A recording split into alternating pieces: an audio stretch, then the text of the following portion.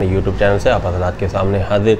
आजकल नौजवानों में भी घुटनों का दर्द, कमर का दर्द, जोड़ों का दर्द, जिस्मानी कमज़ोरी का मसला बहुत ज़्यादा पेश आ रहा है। पहले तो ये मर्ज़ सिर्फ बुज़ुर्गों तक ही महदूद था। उम्र सीधा लोगों के पिंडलियों में दर्द हो जाता था, घुटनों में दर्द, कमर, तरह तरह के जिस्मानी कमज़ोरी का शिकार रहते थे।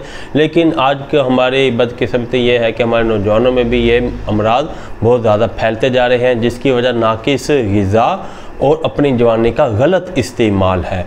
बहरहाल बहुत से मेरे पास तकरीबन डेली ही ऐसे काफ़ी सारे मरीज़ आते रहते हैं, तो मुझे व्हाट्सएप पे भी, यूट्यूब पे भी बहुत से दोस्तों ने कहा कि आप इसका कोई नुस्खा हमें बता दें जिसे हम घर में इस्तेमाल कर सकें और इस उम्र से निजात हासिल कर सकें, हमारी जिस्मानी कमज़ोरी दूर हो जाए। तो आज मैं आप लोगों को एक ऐसा ही नुस्खा बताऊँगा जिसके इस्तेमाल से आपके जिस्मानी कमज़ोरी दूर हो जाएगी। घुटनों का दर्द, पट्ठों का दर्द, जोड़ों का दर्द, हर तरह के दर्द से निजात हासिल हो जाएगी। ज़्यादा चलने की वजह से पिंडलियों का दर्द, पाँव के तलवों का दर्द, इंशाअल्लाह ताला आपका तमाम दर्द ख़त्म हो जाएंगे और आप हमें दवाएं देंगे।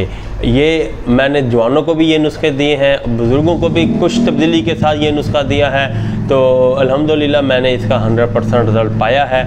यही नुस्खा मैं आप लोगों से शेयर कर रहा हूँ। ये नुस्खा नोट फरमाएँ।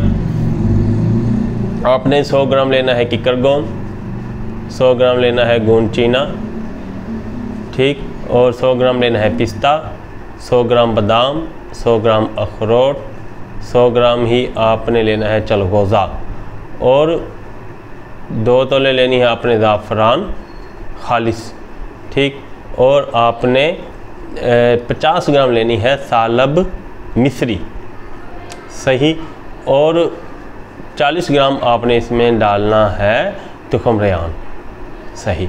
इन तमाम का आपने सिर्फ घर में कूट कर करना है, चक्की में से नहीं पिसवाना। इसके अंदर आपने 500 ग्राम शहद इसमें मिक्स कर लेना, ये एक माजून बन जाएगा। 1 चम्मच दूध के साथ आप इसे डेली इस्तेमाल करें। शुगर के मरीज़ जो हैं वो खालिस छोटी मक्खी का शहद मिले तो इस्तेमाल करें, वरना शहद इसमें ना डालें और इसे पाउडर फॉर्म में ही इस्तेमाल करें। इंशाअल्लाह ताला इन्हें फ़ायदा होगा। वीडियो पसंद आई हो वीडियो को लाइक कर दें और हमारा चैनल सब्सक्राइब कर दें। अगली वीडियो तक आप इजाज़त दें। अल्लाह हाफिज़।